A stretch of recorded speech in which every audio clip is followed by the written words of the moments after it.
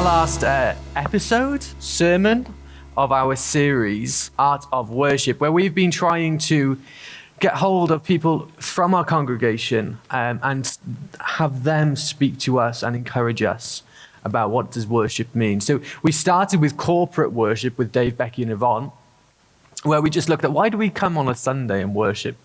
Like, what's that about? And then our second, last week, we spoke about prophetic worship, the idea that when we worship God, sometimes that we can do so prophetically as well. And today we're looking at this sort of topic of secular worship. What does that mean? It was purposely, I named it purposely to provoke. But really what we're trying to look at is this idea of what does it mean to worship in the secular world? Now, we have Mike and Hazel here, two very accomplished musicians, not just in the Christian world, but also in the secular world as well. And I thought this would be a fantastic topic to really grapple with them. They probably don't feel the same. They were probably saying, really, Ben? But I just thought it was a great idea because they are musicians who are constantly playing secular music, whatever that is, and also are worshipping God in the midst of that. And that tension that might be there, if there is any, we're going to explore today.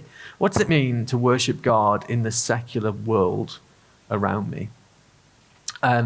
So introduce yourselves, if you could. Tell us a little bit about you, sort of maybe how you, up to date as far as we can get. It doesn't have to be too long, and then we'll... I'm Mike, hi. Ooh. And I'm married to Hazel and father to Joy and Grace. I'm American. I was brought up in a Christian home. I started playing an instrument when I was about 8 years old. I sang in the church choir. As a teenager, I played in a gospel group, Southern Gospel, so it was like a barbershop quartet. I played bass for that, but I studied classical music. I have a master's degree in that. I've worked in the States, had full-time jobs in America, in Norway, and the last 30 odd years I've been in Cardiff with the Welsh National Opera. So I grew up in a Christian home, but I would probably say that I became a Christian when Hazel and I got together. So that's me, I think. So, yeah, fantastic, yeah. Yeah, I'm Hazel. I'm from England, and I started playing piano. I started having lessons at the age of 7, and I started having violin lessons at the age of 10, though I didn't take it very seriously because, as you know, violin's pretty awful when you first start out. So it wasn't really till I was 12 or 13 and it began to sound okay that I took it seriously. Which led me eventually to applying to music college. So I went to Trinity College of Music in London. I had violin as my first instrument, although at that point piano was really more my thing. But the violin was probably going to have more job opportunities, so I did that. After that, I went to Italy for my first job, and then I went to Norway, where I met Mike. And then we came back to Wales. And so I've worked in the Welsh National Opera, some as a freelance musician, and the BBC Orchestra of Wales as well. Okay, fantastic, brilliant. We've, I love that you were in America, nice warm country, where you were. some of it. Yeah, you were in Italy, and God called you to Wales. And as we saw this morning, a bit more wet. But I love, and I do mean this, how God is stirring people across the world to come to Wales. That they end up here some way or the other, and it might not be necessarily what they had planned out, but all of a sudden they end up here. And I just find that really great. Like when we're talking to people like Nuri and Steve last week, you know, he's from Northern Ireland, she's from India originally, and God brings them here. Dave from Manchester, Yvonne from South Africa, God brings them here to do a work here. And I just think God is bringing people from all different nations here to do something in Wales, and that excites me. I want to be a part of that. I don't know about you. That's completely off topic. But I just wanted to pause for a second and just say how God stirs people up. Notice what God is doing in your local area. Notice what God is doing in your church. Oftentimes we just go along and we just think people are people, but God is doing something where he is bringing those people all together for a purpose and a reason. And that's exciting. It's exciting when we start to notice what God might be doing. So I gave you this topic, and your initial reactions were, I don't think we want this topic. Yeah, I'd like prophetic worship, please. It's a lot easier. So can you just talk to us a little bit? What is this sort of worship in secular? What does that incorporate for you? So you guys are accomplished musicians. You're still in the secular world. What does it mean to be worshipping in that? I did sort of do a little research and looked up, when you said secular worship, I thought, okay, just let's have a little look and see how to define that, because I look at it and I'm not sure exactly how to open that up. So I came up with a sort of a quote, if that's all right for me to read. Fantastic, that. yeah. Okay, as opposed to worship that we do on Sunday and stuff. So secular worship is the act of revering, honoring, or elevating something, such as an idea like justice or freedom, love, human achievement, or ideals, nature, or art, or human values, a way of offering a sense of meaning, spiritual fulfillment, connection, belonging, but without invoking the divine. Okay. Now, it can be understood as a human tendency to give reverence or priority to certain things, values, or symbols that are important to individuals or societies. Its object, its focus, though, is not directed towards a supernatural deity. And so you can contrast that with our Christian worship, what we do on a Sunday, or what we do as Christians, okay? So the contrast is our worship, what we do on a Sunday, what we do as believers, it's centered on our devotion to God. And it includes spiritual practice that are meant to deepen our faith, our relationship with God and one another, and our understanding of his will. So secular worship, while it can mirror religious practices in its reverence, its ritual, it lacks any theological underpinnings and focuses our focus on the divine being. Instead, it emphasizes the honoring of human-centered values, ideals, or important figures without the belief in a higher power or an afterlife. So what I took away from all that is that everybody is worshiping something. It's just who or what they're worshiping. Yeah. So that's really good. Yeah, so everyone around us in our communities, whether they say they're atheist or agnostic or whatever they would classify themselves, secular worship means that we are all worshiping something. And so that whoever you're with, your workmates, your classmates, your bandmates, whoever you're around, your patients, your students are worshiping something. And it's about what on earth are they worshiping. And that's the tricky thing, I guess. Yeah, that's fantastic. I'm not quite sure which bit I'm supposed to be doing here, but because this was what is secular worship to me. I suppose I could say I became aware of the difference between secular and religious performance. When I became a Christian when I was at music college. And we would play each year, play something like the Messiah, for example, and it meant absolutely nothing other than that it was really long, boring a piece to play. And after I became a Christian, suddenly it was alive and the words were amazing. And one year there was a professional performance that I played in, which was a good performance. The following week, I played with a Christian band, which was not a good performance, but it was completely different. The whole focus was obviously on God because people were Christians, and the whole flavour and feel of it was an act of worship. So obviously it's the heart, it's who is using the music, if we're talking about music particularly. I could add a bit to the... Go for it, yeah. Go for it, yeah. Go for it. There was a bit, let's see if I can find it. when Mike was talking about this, when he looked up what it meant, what secular worship meant, I thought, yeah, that's right. It is. Everything is worship. And I was thinking back to the very, very beginning, when God created everything, he created music as a means of worship. That's all it ever was and all it was ever meant to be. It was an intimacy with him. It's expressing love and devotion to him. And that's all it was. And even Satan himself was, apparently, according to some people, a worship leader. There's a verse in the Bible suggests that he even had, his body was even used, it was even musical, it was like instruments built into his body. And just read a little bit of that was, the workmanship of your timbrels and pipes was prepared for you on the day you were created. You were the anointed cherub. So that's all it ever was, and it's really the fall that brought worship into a different place. An example of that is like from Daniel. As soon as you hear the sound of the horn, flute, zither, lyre, harp, pipe, and all kinds of music, you must fall down and worship the image of gold that King Nebuchadnezzar has set up. So these are using musical instruments in obviously a very different way.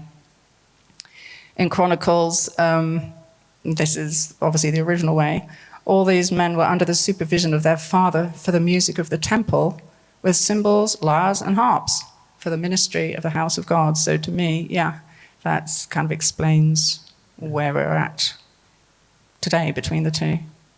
Yeah, that's really good. That's really good. It helps us to just to stick in our minds. Everyone is worshipping something, and music is this act that was created solely for God.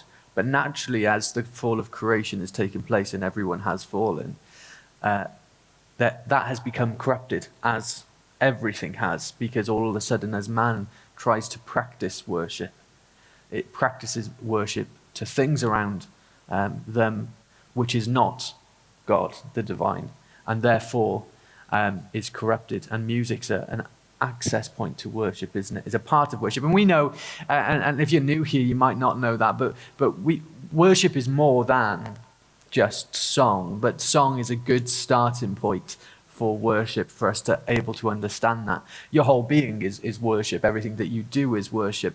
I want to focus in on that point. You said you heard those orchestra, those two different, one's Christian and bad at music. Well, not bad, but not great.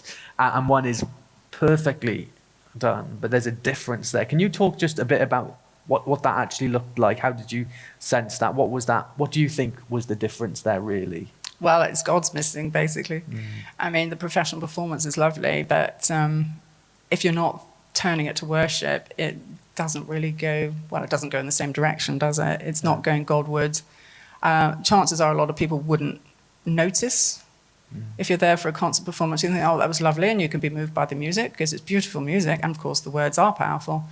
But when you're aware of worship in the presence of God, then obviously when people were worshipping, just playing together and singing, it was like being at church on Sunday. It was more that feel, when you get into God's presence, it was more like that. Yeah, that's really... Do you know, I had and this is similar because when I was in Bible college, there was a particular person I wasn't a big fan of. And I remember I've said this before here, maybe not in this building, maybe in the other one, but I wasn't a big fan of this lady. I don't really know why. She just annoyed me a little bit. And I remember having a conversation with her and just sensing this peace. I just couldn't work it out, but I just knew she had spent time with God. It was just so obvious that she had been committing her life to God daily, spending time with God daily, and not just time like 5 minutes. It was a fully submitted, surrendered life with God. And I remember talking to her as I was walking past her once, thinking, oh, here we go, as I sort of approached her. I don't really want to speak to her. And then having a conversation with her. And the conversation, it was just different to a normal conversation. Like there was just like an anointing upon her because she had submitted herself to God. That meant, even though I didn't necessarily enjoy the conversation I was having, I came away knowing that that was an important, that lady was really submitting herself to God in a way that I couldn't fully understand. And I wonder whether you've had those moments in your life where something's just different because God's on it. It's just, I can't explain it fully. And it's not necessarily perfect, but it's just better. And I remember going away and thinking, I want more conversations with that lady because I want what she's got. Like, I want people to have a conversation with me and have that peace that she gave me. That real, tangible presence of God was on her. Like, it really was. You know, in the Bible, it talks about the disciples, and as the disciples are walking, their shadows are healing people. What have they got? What have they got? You know, it's like silver and gold. This is what they say to the beggar at the temple courts. And they say, silver and gold I do not have, but what I do have, I give to you. What did they have? What did they have? You say, oh, it's the Holy Spirit. So why are we not seeing what they saw regularly today? I want that.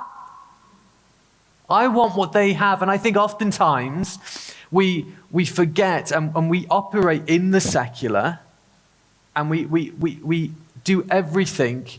We do church and we do small group or whatever in God, and then we forget that our whole life, this orchestra playing this piece of music, who said, do you know what, we're worshiping God while we sit down here and we do that. It changes the whole atmosphere. And it's not perfect. And you come along to church and you think, oh, I would change this, I would do this, I would do that. It's not perfect. No church is perfect. But all we can hope is that God's presence is on it.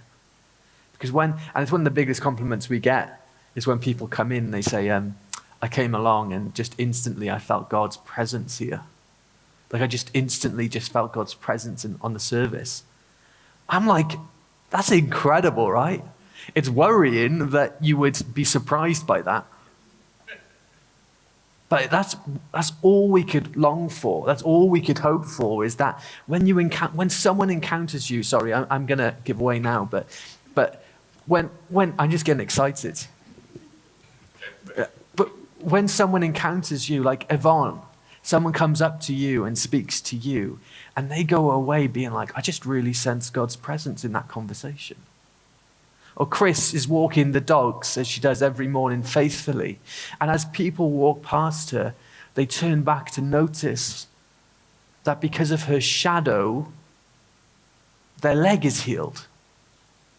Like, anyone else want that? Is it just me that's just amazed by that? When God's got a hold of something, when God's got a hold of you, it's just different. Everything is completely different. The situation changes. It's not the same. I just think it's absolutely wonderful. And that gets me excited. Because I just think, what's the point otherwise now? So talk to us, maybe Mike, you tell us a little bit about your experience of how you worship. Is it possible to worship in an orchestra? Can you do that? Yeah, of course it is. I mean, you worship with, your everyday being. So, I mean, sometimes I make a conscious effort when you go in. It's like, okay, God, I want to offer up what I'm doing tonight or today is worship you. Can I do that? Can I offer this? What I'm doing is worship you. So you dedicate everything, and it talks again about the Bible, in all your ways acknowledge him. It says in Proverbs 3:6 and Colossians 3, it says, whatever you do, word or do everything in the name of the Lord. So you're just like, okay, God, this is for you.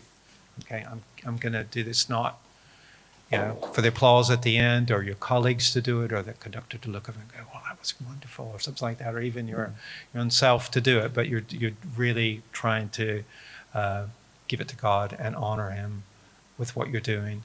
And if he's, just so, but that decision, that choice to focus on God, to bring him into the situation, I think is what helps set it apart, because a lot of people might be coming in and focus on the music. I mean, I've got some colleagues that the whole life is focused music, which is wonderful. But, you just bring God into it, and it takes it in a different direction. It takes it in another level.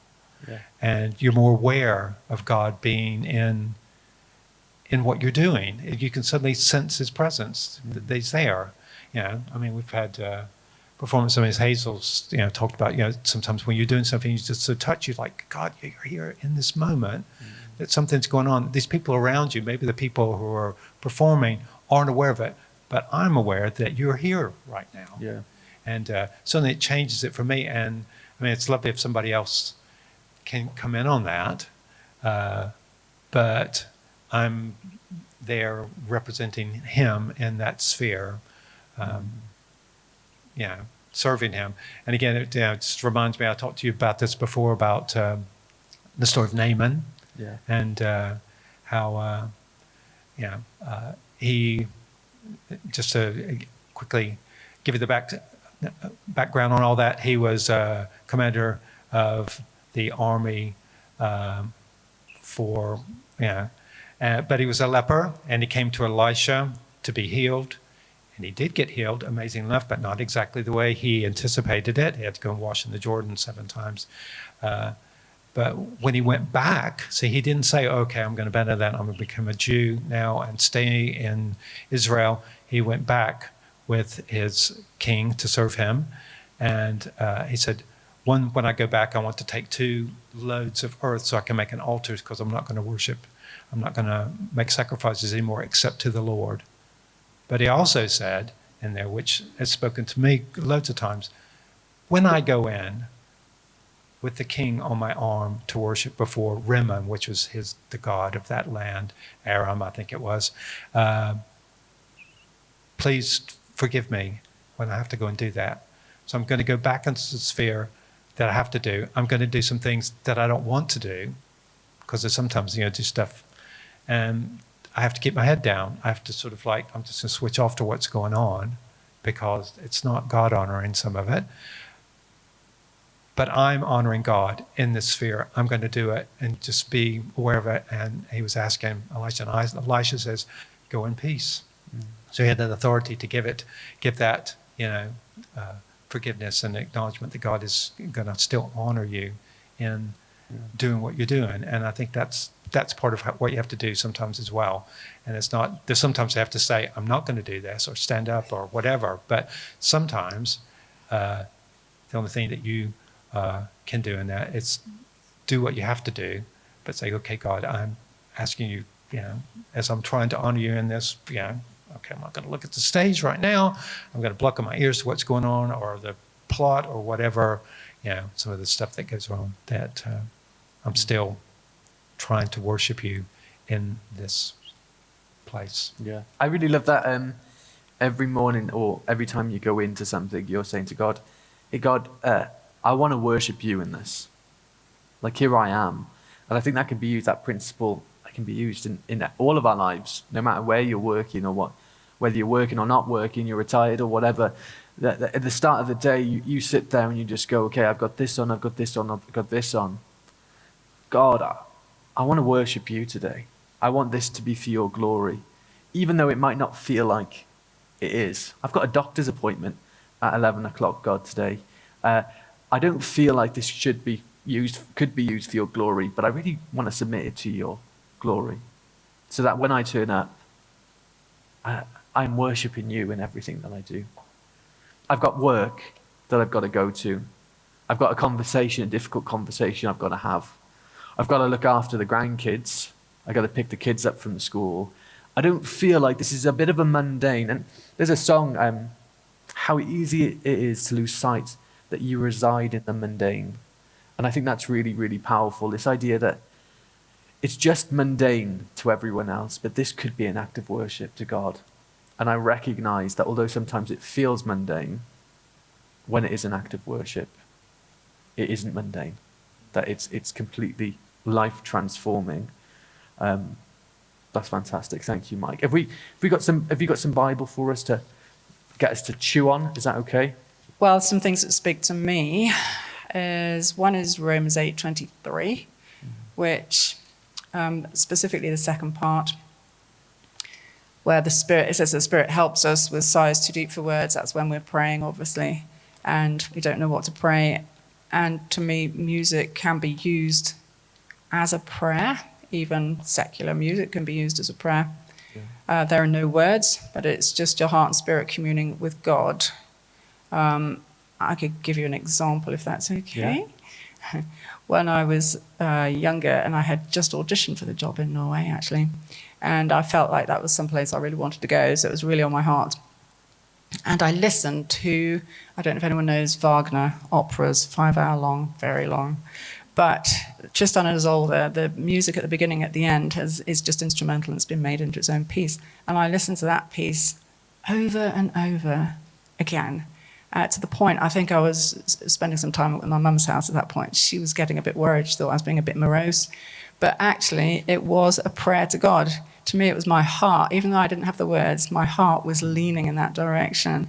So that's the Spirit, which is too deep for words. So that's Romans 8:23. Obviously, Mike's mentioned whatever you do, do it with all your heart. Ephesians 5:19 is another one, which is singing and making melody in your heart to God. So that, again, it's when I'm playing, I can be playing the piano at home. I could be playing Chopin or whatever, and I could still be in my heart singing and making melody to God, even if it's not a worship piece. One that spoke to me was Galatians 2:20. It's no longer I who live, but Christ who lives in me. And again, it was just an awareness, a recognition that my identity in Christ changes everything. Yeah. And again, just the whole idea of offering everything up to God is worship. So, and asking Him to sanctify it. So it's not just, my music, or on a Sunday, it's if I'm cooking a meal or weeding in the garden or washing the dishes or, but really try to turn everything into worship. Yeah. So. That's really good. Can I just... Sorry, just got one more. Go for it, yeah. Which it was Colossians 3:2, which is set your minds on things above, where Christ is seated at the right hand of God. And I think, again, when you're playing in an orchestra and things are a bit dodgy or whatever, that's always a good thing to do. Yeah. Do you know, I went to a concert yesterday, a band, not a Christian band. On the way, I was driving to Bristol, and on the way, I was thinking of Emmanuel just came into my head. This idea that God is with us, Emmanuel. So I just started praying that as I was driving, like Emmanuel, God is with me. And that I was in the concert and they were playing and they were, whatever, and they're not Christian. And there was just this moment where it's a brother and a sister band, and the sister started singing. And she just said, I'm with you. And I felt my eyes water. I genuinely felt like a sense of God in that moment. Of just she's not worshipping God. As we said about what is secular worship, this idea of worshipping things that are, not the divine. She, in this moment, isn't worshipping God, but God can transform all things. All things He can transform. And as she is singing that sort of worship to someone or something else, God is transforming it to my ears. So that as I'm absorbing what she is singing, I'm hearing worship to God. And I'm getting this divine moment take place at the back when I'm stood there just watching, just thinking, oh yeah, I remember God on the way you were telling me, Emmanuel, that I am with you. And now you're once more reminding me, here of all places, that you are with me. And I just love this idea that, do you know what is secular worship? What is worshiping in the secular? It's this idea that my heart's changed. And because my heart's changed, everything that I then want to do is transformed in the light of Jesus and His grace. And I just think that's a wonderful thing to take away. If you don't take anything else away from today, take away that story of Hazel where they played the same song, one perfectly, one not so perfectly. What was the difference? God was in one. And that's the one I want. And God doesn't require, these are two astute musicians who are used to bringing perfection. That's what you need. And at times I'm sure, but that's why you practice and practice and practice, because you're used to bringing perfection to the stage. And God's not saying, I want your perfection. He is saying, bring me your best, the best of you. And that's what happened in that moment, is that it wasn't perfect, but God was in it. And therefore, it kind of made it perfect for you in that moment. We're gonna move on, and I think we're gonna finish soon. But if there's anything else that you want to add, now is the time. I was just, that reminded me of that verse, that was it in Hebrews 12, that he is the author and perfecter of our faith, when you said that. Yeah. So it's always good to know that he's helping us, encouraging us with our faith as well. He's brought it about and he's completing it. Yeah, fantastic. I don't want to go off on tangent too much, but just again, when we're doing what God's created us to do, whatever that happens to be, for us it's being musicians, but whatever that's it, and we're doing it and we're giving him our best, when we're doing our best, like you say, not perfection, but we're giving him, I think you can feel his pleasure. It was Eric Liddell who said, God made me fast, and when I run, I feel his pleasure. And I feel that sometimes when I'm playing.